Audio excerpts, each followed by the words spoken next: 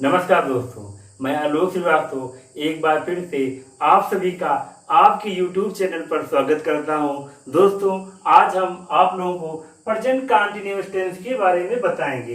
Present means होता है वर्तमान और कंटीन्यूअस मीन्स होता है लगातार। अर्थात इस टेंस से हमें यह पता चलता है कि कार्य हमारा वर्तमान समय में अभी भी चल रहा है। अर्थात इस टेंस से हमें इसी बात का बोध होगा कि कार्य जो है वर्तमान समय में कंटिन्यू लगातार जारी है, किंतु इसमें समय का बोध नहीं रहता है। अर्थात इस टेंस में समय नहीं दिया रहता है, केवल हमें इतना ही पता चलेगा कि कार्य हमारा वर्तमान समय में लगातार चल रहा है। इस चीज का हमें बोध होगा।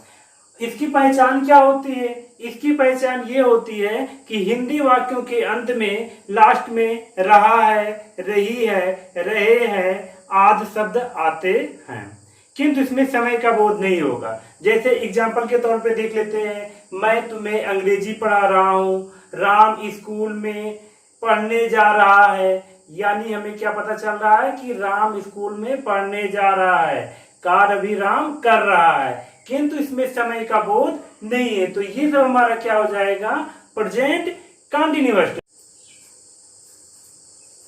दोस्तों, इस टेंस की तीन सहायक क्रियाएं होती हैं। एक इज होता है, दूसरा एम होता है, तीसरा आर होता है। प्रेजेंट कंटीन्यूअस टेंस के सभी वाक्यों में सहायक क्रिया का प्रयोग किया जाता है। इसमें हमको ये नहीं देखना है कि अगर हमारा वाक्य साधारण है तो हम सहायक क्रिया का प्रयोग नहीं करेंगे, ऐसा नहीं होता।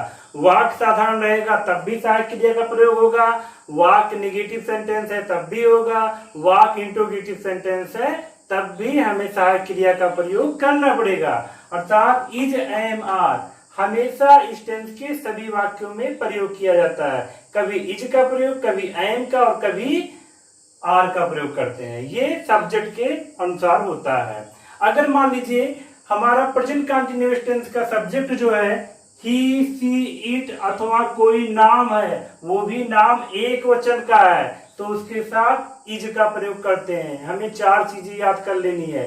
अगर सब्जेक्ट हमारा ही हो या सी हो या इट हो अथवा कोई नाम है हो और वो भी नाम एक वचन का हो, तो उसके साथ हम इज सहायक क्रिया का प्रयोग करते हैं। और अगर हमारा सब्जेक्ट आई होता है तब उसके साथ हम एम का प्रयोग करते हैं। और इसके अलावा अगर कोई भी सब्जेक्ट आता है, चाहे यू हो, बी हो, दे हो, अर्थात कोई भी सब्जेक्ट आता है, इन सब के अलावा तब हम किसका प्रयोग करेंगे? आर का प्रयोग करेंगे। अब हम देखेंगे हिंदी से अंग्रेजी में प्रेजेंट कंटीन्यूअस टेंस को कैसे ट्रांसलेशन करते हैं। हमें ये देखना है, सबसे पहले हम देखेंगे प्रेजेंट कंटीन्यूअस टेंस लास्ट में रहा है दिया गया है, रही है, रहे हैं, ये शब्द है कि नहीं है। अगर रहा है, रही है, रहे हैं ये शब्द आते हैं तो समझ लीजिए लास्ट में, तो ये क्या हो गया हमारा प्रेजेंट कंटीन्यूअस टेंस। इसमें समय का बोध नहीं होता है। उसके बाद हम देखेंगे कि हमारा अफर्मेटिव सेंटेंस है, निगेटिव है, या फिर इंट्रोगेटिव है, या फिर इंट्रोगेटिव निगेटिव है। इसके लिए हमने आप लोगों के लिए चार सूत्र लेकर आए हैं, चार फार्मूला लेकर आए हैं। अगर हमारा वाक्य साधारण है तो सूत्र नंबर 1 का प्रयोग करेंगे। अगर वाक्य हमारा नेगेटिव सेंटेंस है, अगर वाक्य में नहीं लगा हुआ है तब फार्मूला नंबर 2 लगाएंगे। अगर वाक्य हमारा इंट्रोगेटिव है अर्थात कोई क्वेश्चन पुटअप कर रहा है तो फार्मूला नंबर 3 लगाएंगे। अगर मान लीजिए किसी वाक्य में क्वेश्चन भी पुटअप कर रहा है और उसमें नॉट भी लगा हुआ है अर्थात इंट्रोगेटिव नेगेटिव सेंटेंस है, तब हम फार्मूला नंबर 4 का प्रयोग करेंगे। तो जैसे हम सबसे पहले आप लोगों को अफर्मेटिव सेंटेंस का बताएंगे एक ट्रांसलेशन के जरिए। जैसे एक वाक्य, जैसे वाक्य है वह अपना गृह कार्य कर रहा है, तो इसको ट्रांसलेशन करने के लिए हम फार्मूला नंबर 1 लगाएंगे। क्यों लगाएंगे? क्योंकि ये प्रेजेंट कंटीन्यूअस टेंस का अफर्मेटिव सेंटेंस है। एक चीज और याद रखिए आप लोग, प्रेजेंट कंटीन्यूअस टेंस का चाहे तो अफर्मेटिव सेंटेंस हो या नेगेटिव सेंटेंस हो या इंट्रोगेटिव हो, चाहे जो भी सेंटेंस रहेगा, हमें मुख्य क्रिया के फर्स्ट फॉर्म में आईएनजी लगाना है। प्रेजेंट कंटीन्यूअस टेंस का ये रूल है, हमेशा मुख्य क्रिया के फर्स्ट फॉर्म में आईएनजी लग जाता है। तो हम चलिए देखते हैं ये फार्मूला नंबर 1 के अनुसार।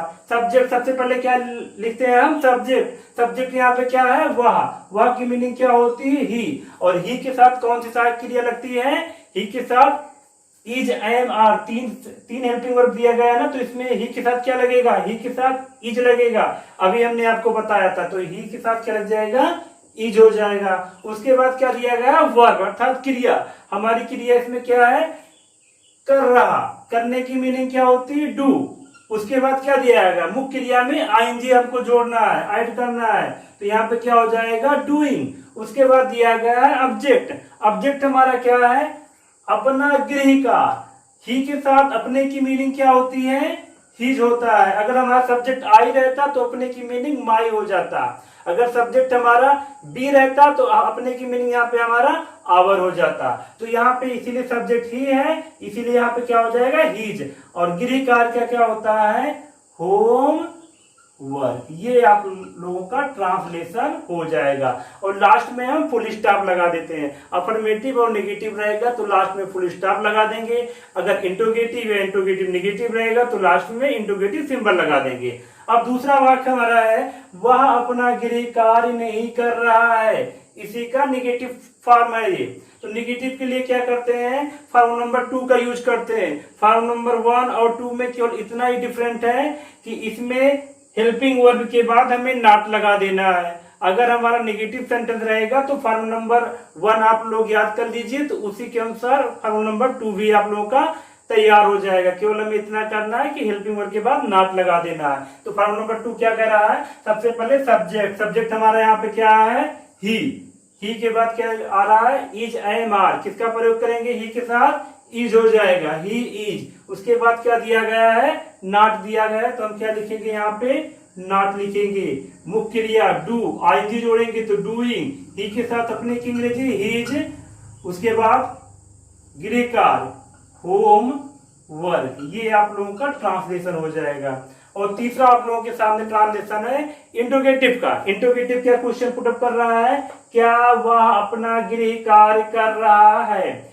इसमें देखिए वाक्य की शुरुआत किससे हुई है, स्टार्टिंग किससे हुई, क्या से हुई है। तो हमने आप लोगों को पिछले वीडियो में बताया था, प्रेजेंट इंडेफिनिट टेंस में ही बताया था कि अगर किसी भी प्रश्नवाचक वाक्य की शुरुआत क्या शब्द से होती है तब उसकी मीनिंग हम नहीं लिखते हैं, उसको हम छोड़ देते हैं। उसके इसीलिए हम फॉर्मूला नंबर किसका प्रयोग करेंगे, फॉर्मूला नंबर 3 का प्रयोग करेंगे। तो फॉर्मूला नंबर 3 किसमें क्या है, सबसे पहले डब्ल्यू स्टाइल। स्टार्टिंग क्या से हो रही है, इसीलिए हमको डब्ल्यू स्टाइल इसमें छोड़ देना है। अगर क्या शुरुआत होगी तो हमें छोड़ देना है। अगर कैसे से, कहां से और कब से, इस प्रकार वाक्य रहेगा तब तो हम डब्ल्यू टाइप का प्रयोग करते हैं। अगर क्या शुरुआत होती है तब हम उसका प्रयोग नहीं करते हैं। आगे देखते हैं क्या लिखा गया है, इज एम आर। तो सब्जेक्ट हमारा वह है, इसीलिए क्या लग जाएगा, इज हो जाएगा, इज। उसके बाद क्या है, सब्जेक्ट। सब्जेक्ट हमारा क्या है, वह की मीनिंग ही, इज ही। फिर क्रिया, क्रिया क्या है, डू, आईएनजी जोड़ेंगे, डूइंग हिज होम वर्क। ये आप लोगों का ट्रांसलेशन हो जाएगा। लास्ट में हम क्वेश्चन मार्क लगा देंगे। उसके बाद देखेंगे, अब आप लोगों को चौथा क्वेश्चन बता। चौथा क्वेश्चन है, मैं तुम्हें क्यों नहीं पढ़ा रहा हूं। तो इसमें देखिए क्यों भी है और नहीं भी है, अर्थात इसमें क्वेश्चन भी पुट अप कर रहा है और नहीं भी लगा हुआ है। जब क्वेश्चन भी पुट अप करता है और नहीं भी लगा रहता है तो फॉर्मूला नंबर 4 के अकॉर्डिंग, फॉर्मूला नंबर 4 क्या कर रहा है, सबसे पहले डब्ल्यू स्टाइल। इसकी स्टार्टिंग किससे हुई है, सब्जेक्ट से हुआ है, इसीलिए इसमें हमें क्या, किससे शुरुआत करनी पड़ेगी, डब्ल्यू टाइप से। डब्ल्यू टाइप क्या है इसमें, क्यों। क्यों की मीनिंग क्या होती है, होई, ये होई हो जाएगा। उसके बाद क्या दिया गया है, इज एम आर। तो इसमें हम देखेंगे सब्जेक्ट क्या है, मैं। और अभी हमने बताया था आई की, मैं की मीनिंग क्या होती है, आई। और आई के साथ कौन सा हेल्पिंग वर्ब यूज होता है, एम। तो यहाँ पे लिखेंगे हम एम। उसके बाद क्या दिया गया है, सब्जेक्ट। सब्जेक्ट हमारा क्या यहाँ पे है, मैं। और मैं की मीनिंग क्या होती है, आई। उसके बाद क्या है, नॉट लगा हुआ है, तो हम नॉट लगाएंगे। स्टार्टिंग में आप सभी को फार्मूला को देख करके लगाना है, बाद में जब अभ्यास हो जाएगा तो विदाउट फार्मूला के भी आप लोग लगा सकते हैं। नॉट के बाद क्या फार्मूला में लिखा हुआ है, क्रिया। क्रिया हमारी क्या है इसमें, पढ़ाना, पढ़ाने की मीनिंग क्या होती है? टीच। उसके बाद फॉर्मूले में क्या दिया गया है, सामने देखिए आईएनजी इसमें ऐड हुआ है, तो मुख्य क्रिया के फर्स्ट फॉर्म में हम आईएनजी लिख देंगे। उसके बाद क्या दिया गया है? ऑब्जेक्ट, मैं तुम्हें क्यों नहीं पढ़ा रहा हूं, ऑब्जेक्ट इसमें क्या है? तुम्हें, यू हो जाएगा। और लास्ट में इंट्रोगेटिव सिंबल लगा देंगे। समझ में आया? दूसरा वाक्य है वे स्कूल नहीं जा रहे हैं। इसमें देखेंगे, इसमें तो क्वेश्चन तो पुट अप कर नहीं रहा है, लास्ट में इंट्रोगेटिव सिंबल तो लगा नहीं हुआ है, लेकिन हमें इस वाक्य में नहीं अवश्य लगा हुआ है। जब नहीं लगा हुआ है तो फॉर्मूला नंबर 2 लगाएंगे। फॉर्मूला नंबर 2 क्या कहता है? सबसे पहले हम सब्जेक्ट लिखते हैं। सब्जेक्ट हमारा क्या यहाँ पे है? वे, और वे की मीनिंग क्या हो जाता है? दे। और दे के साथ क्या लगता है? हमने आपको 4 चीजें रखने को कहा था, ही, सी, इट, कोई नाम, इन सब के साथ तो इज लगता है, आई के साथ आई एम लगता है, और सभी के साथ किसका प्रयोग करते हैं? आर का प्रयोग करते हैं। तो इसीलिए दे के साथ कौन से हेल्पिंग वर्ब लग जाएगा? Are, they are. उसके बाद क्या कर रहा है? उसके बाद नॉट लिखा हुआ है, हमें क्या करना? They are not. फिर मुख्य क्रिया, मुख्य क्रिया क्या है? जाना, जाने की मीनिंग क्या होती? गो। उसके बाद क्या दिया हुआ? आईएनजी, तो going, they are not going to school. अब ये हो जाएगा हमारा ट्रांसलेशन। अगला वाक्य है रमेश क्या खा रहा है। इसमें देखेंगे हम क्वेश्चन पुटअप कर रहा है, रमेश क्या खा रहा है, अर्थात प्रश्न पूछ रहा है। और इसमें देखेंगे वाक्य में नहीं नहीं लगा हुआ, नहीं लगा हुआ है, नहीं लगा हुआ ना, तो अर्थात ये हमारा इंट्रोगेटिव सेंटेंस है। इंट्रोगेटिव सेंटेंस के लिए फॉर्मूला नंबर 3 लगाएंगे। फॉर्मूला नंबर 3 क्या हो जाएगा? सबसे पहले डब्ल्यू स्टाइल। इस वाक्य को देखेंगे, स्टार्टिंग हमारी क्या से हुई है? पिछले वाक्य में हमारा क्या था? क्या से स्टार्टिंग हुआ था, लेकिन क्या इसमें दिया गया, लेकिन स्टार्टिंग से क्या नहीं हुआ? स्टार्टिंग रमेश से हुआ। क्या बीच में लिखा हुआ?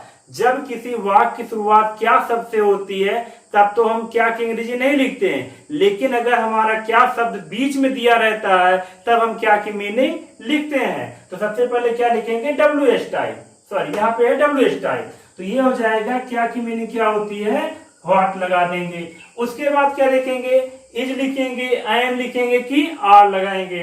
तो यहाँ पे रमेश है, रमेश नाम है, वो भी सिंगुलर नंबर है, और जब सिंगुलर नंबर नाम रहता है तो उसके साथ हम इज हेल्पिंग वर्ड का यूज करते हैं, इसीलिए हम लिखेंगे इज। उसके बाद सब्जेक्ट, सब्जेक्ट हमारा क्या है? रमेश, तो हम क्या लिखेंगे यहाँ पे?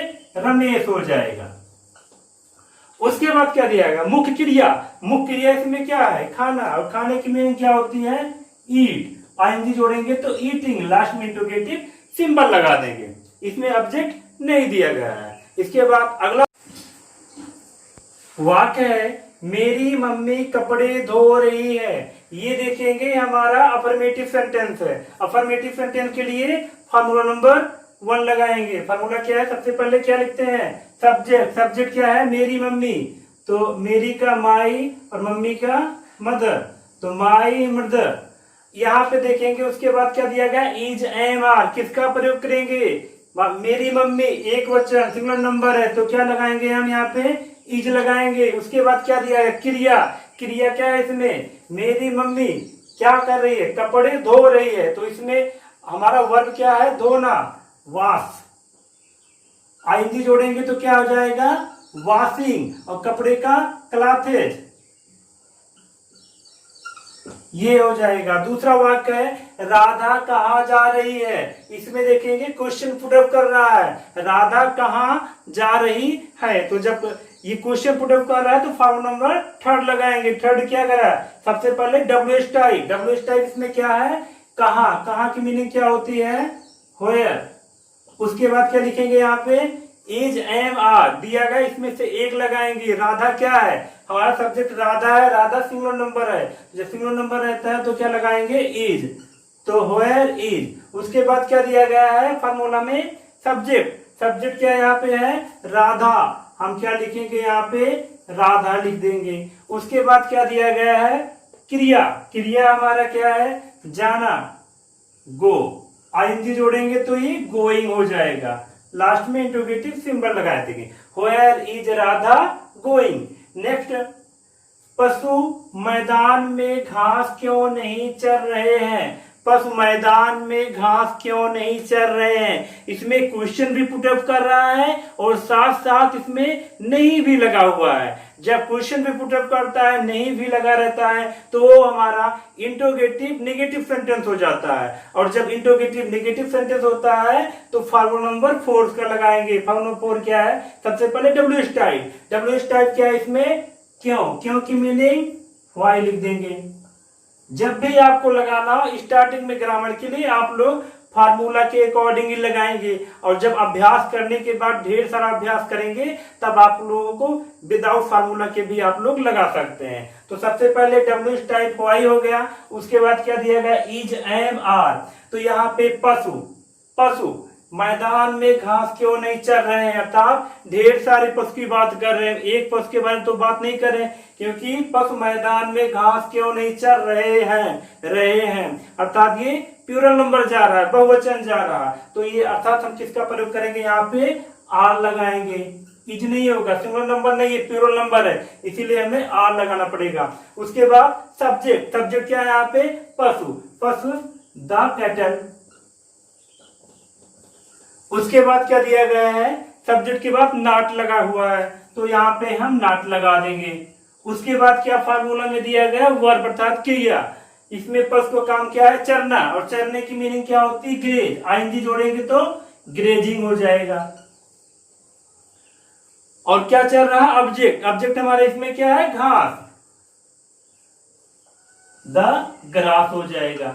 उसके बाद यहाँ पे दिया गया अदर चीजें, मैदान में, इन द फील्ड, ये आप लोगों का हो जाएगा।